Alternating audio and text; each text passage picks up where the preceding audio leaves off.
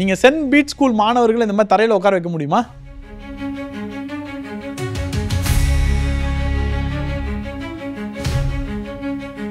ஆனால் அரசாங்க பள்ளி மாணவர்களை உட்கார வைக்கலாம். ஏன்னா இவங்க ஏழைங்க. ஒரு பள்ளி என்பது அரசியலுக்கான இடம் இல்லை. இவங்கெல்லாம் கவர்மெண்ட் ஸ்கூல் ஸ்டூடெண்ட்ஸ் தானே, இவங்க என்ன பண்ணிட போறாங்க அப்படின்ற அலட்சியத்தை தான் காட்டுது. வெயில்ல உட்கார வச்சு பாடம் எடுத்துக்கிட்டாங்க. என்ன இப்படி படிக்க வச்சிருக்கீங்க, பிள்ளைகளை ஏன் இப்படி உட்கார வச்சிருக்கீங்க, ஒண்ணு லீவ் நாளில் வச்சிருக்கணும், நீங்க நல்லது பிள்ளைகளுக்கு லீவ் விட்டுக்கணும், பிள்ளைகளை வெயில்ல உட்கார வைக்கலாமான்னு சொல்லி நாங்க அந்த நிர்வாகத்தில் கேட்கிறோம். அதாவது டவுன் கமிஷனர் வருவாய்த்துறையிட்ட கேட்கிறோம். அவர்கிட்ட மாதிரி கிடைக்கல, அதனால வச்சுட்டான், நாங்க பிள்ளைகளை உள்ள உட்கார வைக்கிறோம்னு சொல்லி பேசிட்டு இருக்காங்க. பேசிட்டு இருக்கிற போது அந்த கரஸ்பாண்ட் வராரு. அதனால உரிமையில இவன் சொன்னவன் உட்கார வைக்க பிள்ளைகளை என்ன உட்கார போகுது, எங்க இஷ்டம் இவன் சொல்றேன். ஓமில் படிக்கிறா, ஓமில் படிக்கிறீங்களா, யார் எதுக்கு வந்தீங்க அப்படி ஒருமில் பேசுறாரு. நான் தான் கரஸ்பாண்ட். என்ன பிரச்சனை?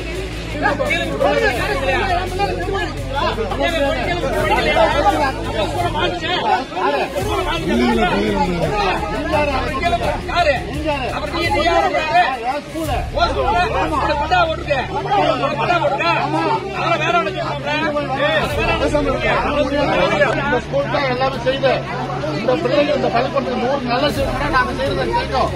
கூட்டிட்டு போங்க, என் பிள்ளை அங்கே படிக்க. நல்லா ஞாபகம் இருக்கு, விக்னேஷ் சிவன் அந்த செஸ் டோர்னமெண்ட் உங்க கூட மாணவர்கள் நடக்கிறதுக்காக எல்லா பள்ளி மாணவர்களையும் கூட்டிட்டு போனீங்களே, யாரை இது பார்க்கலன்னு நினைச்சீங்க? டிஎம்கேவுக்கு மாணவர்களின் எதிர்காலம் முக்கியம் இல்லை, தன்னுடைய அரசியல் பிரச்சாரம் தான் முக்கியமாக இந்த இடத்துல தெரியுது. ஐயா, தயவு செய்து இந்த மாதிரி பண்ணாதீங்க. குறிப்பாக அரசு பள்ளி மாணவர்களை ஊர்காவா யூஸ் பண்ணாதீங்க ஐயா.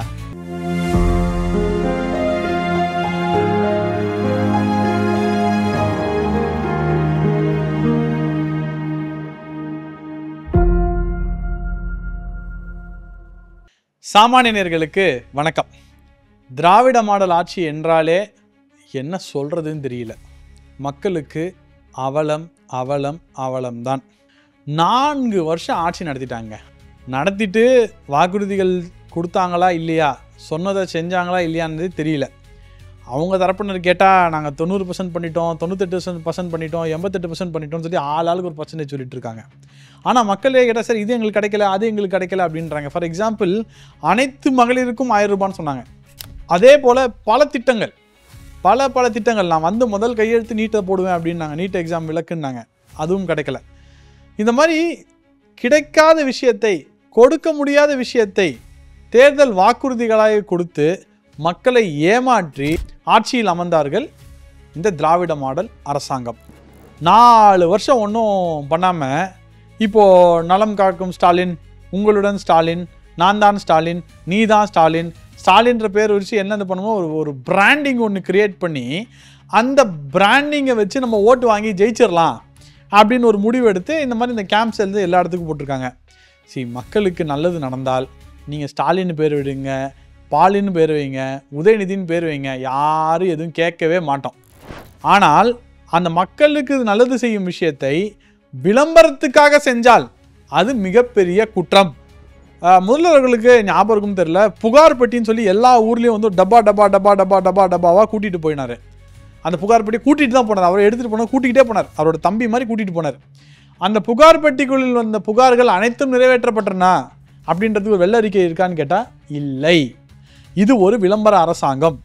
இந்த விளம்பர அரசாங்கத்தின் அடுத்த அத்தியாயம்தான் இந்த நலமுடன் ஸ்டாலின், மக்களுடன் ஸ்டாலின், உங்களுடன் ஸ்டாலின். அதாவது ஸ்டாலின் வேர்டுக்கு முன்னாடி ஏதாவது ஒன்று போட்டால் அது திட்டம், அந்த மாதிரி பண்ணிடுறாங்க. ஸோ இந்த திட்டத்தின் நீட்சியாக எல்லா இடத்துலையும் இந்த ஓப்பனிங் செரமனி பண்ணுறாங்க, கவர்மெண்ட்டோட பிளேசஸ் யூஸ் பண்ணிக்கிறாங்க. School for example saint Bede ஸ்கூலை நலம் காக்கும் ஸ்டாலின் திட்டத்துக்கு யூஸ் பண்ணியிருக்காங்க. இந்த மாதிரி யூஸ் பண்ணும்போது மக்களுக்காக பண்ணுறாங்க, மக்கள் இடம் கொடுக்குறாங்க, எல்லாம் ஓகே. பட் பப்ளிக்குக்கும் மாணவர்களுக்கும் பிரச்சனை வந்தது அப்படின்னு சொல்லி ஒரு நியூஸ் பரவலாக பரவிட்டு இருந்தது. அதாவது மதுரை மாநகராட்சியில் இதுக்கான ப்ரூஃப் நிறைய ஊரில் இருந்தாலும் நம்மள்கிட்ட இருந்த ப்ரூஃப் மதுரை மாநகராட்சியில் உசிலம்பட்டியில் தான் நமக்கு ப்ரூஃபாக கிடச்சிருக்கு. நம்ம ப்ரூஃபை தான் சொல்கிறோம் இந்த இடத்துல. மதுரை மாநகராட்சி உசிலம்பட்டியில் உள்ள ஒரு அரசாங்க பள்ளியில் வார்டு 5, 6, 6, 7 அந்த வார்டு நம்பர் மட்டும் எனக்கு சரியாக ஞாபகம் இல்லை. அந்த வார்டில் இருக்கிற அரசாங்க பள்ளியில் இந்த திட்டங்கள் வந்திருக்கு, மக்கள் வராங்க. ஆனால் இந்த திட்டத்திற்காக பள்ளி மாணவர்களை இந்த வெயிலில் வெளில உட்கார வச்சு இவங்க இந்த திட்டத்தை அரசாங்க அதிகாரிகள் உள்ளே வச்சுருக்காங்க அப்படின்னு சொல்கிறாங்க. அதாவது மாணவர்கள் வந்து வெயிலில் உட்காந்து கிளாஸ் பார்ப்பாங்க. இவங்க இந்த அரசாங்க ஊழியர்கள் இந்த திட்டத்துக்காக வந்தவங்க எல்லாருமே வந்து ஹாயாக ரூம்குள்ளே உட்காந்து மக்கள் வர வழியும் பண்ணுவாங்கன்னா, ஏன் அரசாங்க பள்ளி மாணவர்களுக்கு இந்த ஏளனம்? ஏன் அரசாங்க பள்ளி மாணவர்களுக்கு இந்த இலக்காரம்? ஏன் அரசாங்க பள்ளி மாணவர்கள்லாம் வந்து உங்களுக்கு வந்து மாணவர்களாக தெரியலையா? நீங்கள் எப்போ பாரு அப்பா அப்பா அப்பான்னு சொல்கிறீங்களே, எந்த அப்பாவாவது தன் பிள்ளையோ பேரனையோ இப்படி உட்கார வைப்பாங்க ஐயா?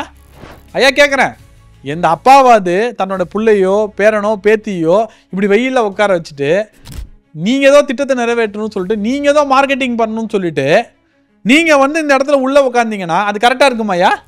சொல்லுங்க ஐயா, முதலமைச்சர் ஐயா சொல்லுங்க. அதற்கு அந்த ஊர் பெரியவர்கள் கேட்டும்போது அந்த கரஸ்பாண்டன்ட் வந்து, என்ன நீங்கள் உங்களோட பேரண்ட்ஸா? ஏன் அரசாங்க பள்ளியின் மாணவர்களுக்கு வந்து வெளியில் போகிறவங்க கேட்கக்கூடாதா? யார் வந்து படிக்கிறான் அரசாங்க பள்ளியில்? தினக்கூலிகள், வருமானம் இல்லாதவர்கள். ஏன்னா நீங்கள் ப்ரைவேட் ஸ்கூலில் உங்கள் கட்சிக்காரங்க நடத்துகிற ஸ்கூலு, இந்த அரசியல் கட்சிக்காரங்க நடத்துகிற ஸ்கூலில் இருக்குல்ல, பெத்த பெத்த பெத்த பெத்த அமௌண்ட்டில் ப்ரைவேட் ஸ்கூலில் நீங்கள் காசு வாங்குறீங்க. அவங்களால முடியலையா? முடியாததுனால தான் அரசாங்க பள்ளிக்கு அனுப்புகிறாங்க. அவங்கள நீங்கள் இலக்காரமாக ட்ரீட் பண்ணுறீங்கன்னா மொத்த ஏழை சமுதாயத்தையே நீங்கள் இலக்காரமாக ட்ரீட் பண்ணதாக தானே அர்த்தம். என்னதான் பிரச்சனை? என்னதான் பிரச்சனை இந்த அரசாங்கத்துக்குன்னு தெரியல. இந்த திமுக அரசாங்கம் தொடர்ந்து அரசாங்க பள்ளியை கைவிட்டு கொண்டே வருகிறது அப்படின்றது இப்போ இல்லை, அண்ணா காலத்துலேருந்தே பேச்சு. அப்போ அண்ணா தானே சத்துணவு ஆரம்பித்தார். சத்துணவு இருக்குது. ஜெயலலிதா அம்மா சைக்கிள் கொடுத்தாங்க, அது இல்லை. மாணவர்களுக்கு லேப்டாப் என்னாச்சுன்னு தெரில, அது இல்லை. ஃப்ரீ பஸ் வந்து கலைஞரையாக தான் கொடுத்தாங்க, நான் இல்லைன்னு சொல்ல. போகிறதுக்கான வசதி கொடுத்துருக்கீங்களே, ஏன் இந்த திமுக அரசாங்கம் அரசாங்க பள்ளியின் இன்ஃப்ராஸ்ட்ரக்சரை டெவலப் செய்வதற்கு இன்வெஸ்ட்மெண்ட்டே பண்ணலை? ஒன்றும் இல்லை, பாதி ஸ்கூலை நடத்துகிறதே அவங்க கட்சிக்காரங்க தான். ஏன்னா ஒரு அரசாங்க பள்ளியில் இன்ஃப்ராஸ்ட்ரக்சர் நல்லா ஆகிடும்னா ஏன் மக்கள் ப்ரைவேட் ஸ்கூலுக்கு போகிறாங்க? பணம் உள்ளவன் நம்ம பிள்ளை நல்ல இடத்துல படுக்கணும், நம்ம பிள்ளைக்கு போகிற ஸ்கூலில் வந்து நல்ல ஒரு பாத்ரூம் வசதி இருக்கணும், நல்ல டீச்சர்ஸ் இருக்கணும். அதுக்கு அரசாங்க பள்ளியில் டீச்சர்ஸ் சரியில்லைன்னு நான் சொல்லலை, ஓகேவா? நல்ல இப்போ பாதி ஸ்கூலில் டீச்சர்ஸே இல்லைன்றாங்க, பாதி ஸ்கூலில் பிரின்ஸிபல்ஸே இல்லைன்றாங்க. நீங்கள் வந்து என்ன பண்ணீங்க போன ஆட்சியில்? நாங்கள் இந்த ஆட்சி வந்தால் இந்த மாதிரி வந்து பார்ட் டைம் எம்ப்ளாயீஸில் கன்ஃபார்ம் பண்ணுறேன் அப்படின்னீங்க, அது பண்ணல. அதனால் இருக்கிற பார்ட் டைம் எம்ப்ளாயீஸ் வந்து பயங்கர அதிர்ச்சியில் இருக்காங்க. ஸோ இந்த இன்ஃப்ராஸ்ட்ரக்சரை தொடர்ந்து பிளான் பண்ணி டெவலப் பண்ணாமல் பாதி பேர் அரசாங்க பள்ளியில் வந்து நீங்கள் அப்சர்வ் பண்ணல. நீங்கள் டெல்லிக்கு போய் அரவிந்த் கெஜ்ரிவாலை வந்து எப்படி ஸ்கூல் நடத்துகிறான்னு பார்த்துட்டு வந்தால் மட்டும் போகாது, அதை இம்ப்ளிமெண்ட் பண்ணணும். அதை இம்ப்ளிமெண்ட் பண்ணுறதுக்கு எந்த விதத்தில் இந்த அரசாங்கம் செயல்படுகிறது அப்படின்றது தான் மிகப்பெரிய வருத்தமாக இருக்கிறது முதலமைச்சர் அவர்களே. ஐயா, அரசாங்க பள்ளி மாணவர்களுக்கு எக்ஸ்ட்ராவாக என்ன சலுகையா கிடைக்குது? என்ன கிடைக்குதுயா சொல்லுங்க ஐயா. நான் அப்பா அப்பா அப்பா அப்பான்னு சொல்கிறீங்களே ஐயா, வருத்தமாக இருக்கியா? அந்த ஸ்கூல் கிரவுண்டில் அந்த வெயிலில் உட்கார வச்சு அதை பார்க்கும்பொழுது நீங்களாம் ஒரு அப்பாவா அப்படின்னு கேட்கணும்னு தோணுதியா? பட் ஆனால் அதை அப்படி கேட்க முடியாது, நீங்கள் முதலமைச்சராக இருக்கீங்கய்யா. உடனடியாக அந்த துறையில் ஏற்பட்ட அந்த ஒரு விஷயத்துக்கு நீங்கள் ஆக்ஷன் எடுக்கணும். ஆனால் நீங்கள் ஆக்ஷன் எடுக்க மாட்டீங்க ஐயா. ஐயா, 2021 நான் திமுகவுக்கு என்றைக்குமே சப்போர்ட் பண்ணது கிடையாது. ஆனால் ஒரு நம்பிக்கை இருந்தது, he will not be like other people. இவர் வந்து தப்பாக அணுகுவார், இந்த முதலமைச்சர் வந்து நல்லா செயல்படுவார் அப்படின்ட்டு. ஆனால் உங்களை சுற்றி இருக்கிறவங்க உங்களை செயல்படவே விட மாட்டேன்றாங்கய்யா. உங்களை ஒரு கருவியாக யூஸ் பண்ணிவிட்டு அவங்க இஷ்டத்துக்கு எல்லாம் பண்ணிகிட்ருக்காங்கய்யா. நீங்கள் திட்டத்தை பண்ணுங்கள், நான் வேண்டான்னு சொல்லலை. ஆனால் உங்கள் திட்டம் பப்ளிக் நியூசன்ஸாக ஆகக்கூடாது. இந்த மாதிரி மாணவர்களை தரையில் உட்கார வைக்கக்கூடாது. ஒன்றும் இல்லையா, உங்கள் கட்சிக்காரர் உங்கள் ஆலந்தூர் எம்எல்ஏ திரு தாமு அன்பரசன் ஆனந்தா மஹால்னு சொல்லிட்டு ஒரு இடத்துல இந்த மீட்டிங் போடுறாரு.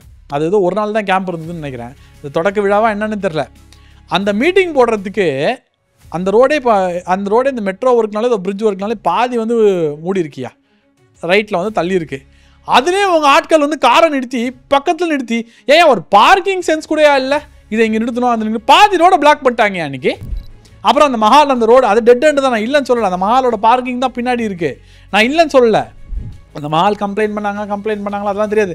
நீங்கள் கேட்டால் பயந்து கொடுத்துருவாங்கய்யா. நீங்கள் கேட்டால் ஆமாங்க கொடுத்துருவாங்க. ஏன்னா வந்து என்ன பண்ணுவீங்கன்னு தெரியாதே, நாளைக்கு ஏதாவது ஆத்திர அவசரம்னா உங்கள்கிட்ட வந்து தான் நிற்கணும் அவங்க.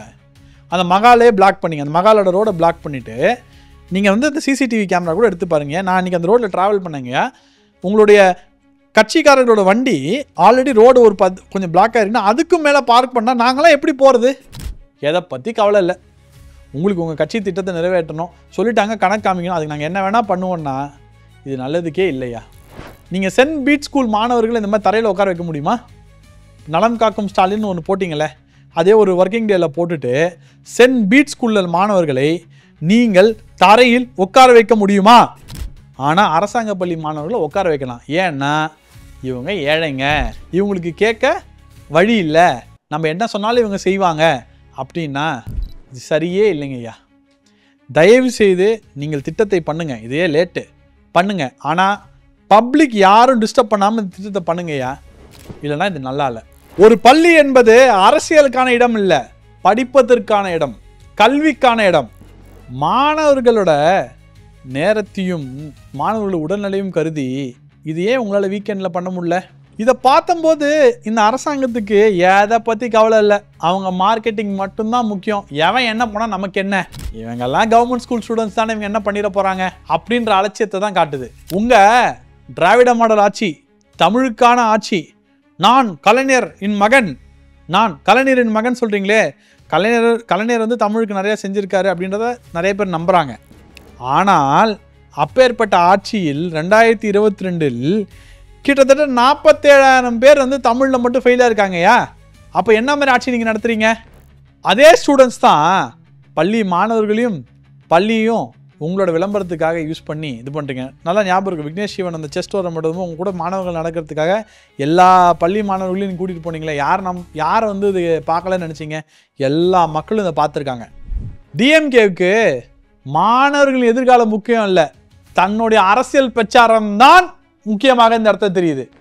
முதலமைச்சர் அவர்களுக்கு ஒரு ரிக்வெஸ்ட் என்ன வைக்கிறோம் அப்படின்னா, திரும்ப நான் வச்சுக்கிட்டே இருக்கேன் இந்த இடத்துல, ஐயா தயவு செய்து இந்த மாதிரி பண்ணாதீங்க. குறிப்பாக அரசு பள்ளி மாணவர்களே ஊர்காவாக யூஸ் பண்ணாதீங்க ஐயா. உங்களை காலில் விழுந்து கூட கேட்டுக்கிறேன், என்னோட வயசில் பெரியவங்க தான் நீங்கள். ஒன்று சொல்லி முடிக்கணும்னு நினைக்கிறேன். இந்த அரசாங்க பள்ளியில் படித்து வந்த மாணவர்கள் நிறைய பேர் அந்த காலத்தில் பெரிய பெரிய பொசிஷனில், அதற்கு அன்றைக்கி இருந்த அரசாங்கமும் ஒரு சூழ்நிலையும் வந்து அவங்கள வந்து மேம்படுத்தி கொண்டு போகுது. ஆனால் இன்றைக்கு இருக்க சூழ்நிலையில் ப்ரைவேட் ஸ்கூலில் படித்தால்தான் ஒரு நல்ல கல்வி கிடைக்கும் அப்படின்ற ஒரு விஷயத்தை எல்லார் மனசு ரிஜிஸ்டர் பண்ணிட்டாங்க. இதை உடைக்க வேண்டும், பல அப்துல் கலாம் உருவாக்க வேண்டும் என்ற கனவில் அரசாங்கம் நடந்து கொள்ள வேண்டும். நம்ம அரசு பள்ளியில் பல அப்துல் கலாம் வரணும், நம்ம அரசு பள்ளியில் பல கிரிக்கெட்டர்கள் வரணும், பல சினிமா ஸ்டார் வரணும், பல துறைகள் சாதிக்கணும் அப்படின்னு நினைக்கணும். ஆனால் இந்த அரசாங்கம் மார்க்கெட்டிங்க்கும் தன்னுடைய சுய விளம்பரத்துக்காக இந்த அரசு பள்ளி மாணவர்களை யூஸ் பண்ணிங்கன்னா அப்துல் கலாம் வரமாட்டாங்க, யாரும் வரமாட்டாங்க.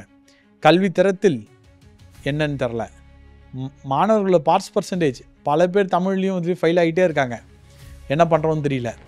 ஸ்கூல்ஸோட இன்ஃப்ராஸ்ட்ரக்சர் சென்னையெலாம் நல்லா இருக்குன்றாங்க, சென்னை தாண்டி போனால் எப்படி இருக்குன்னு தெரில, அதுவும் பெரிய கேள்விக்குறி தான். இந்த மாதிரி எல்லாத்துலேயும் இந்த அரசாங்கம் ஃபெயிலியர் ஆகிட்டே போகும்போது ஆட்சி மாற்றத்துக்கான ஒரு நேரம் வந்துவிட்டதோ என்ற எண்ணம் தான் என் மனதில் தோன்றுகிறது. தயவுசெய்து பள்ளி மாணவர்களை உங்கள் மார்க்கெட்டிங்காக தயவுசெய்து யூஸ் பண்ணாதீங்க. நன்றி, வணக்கம்.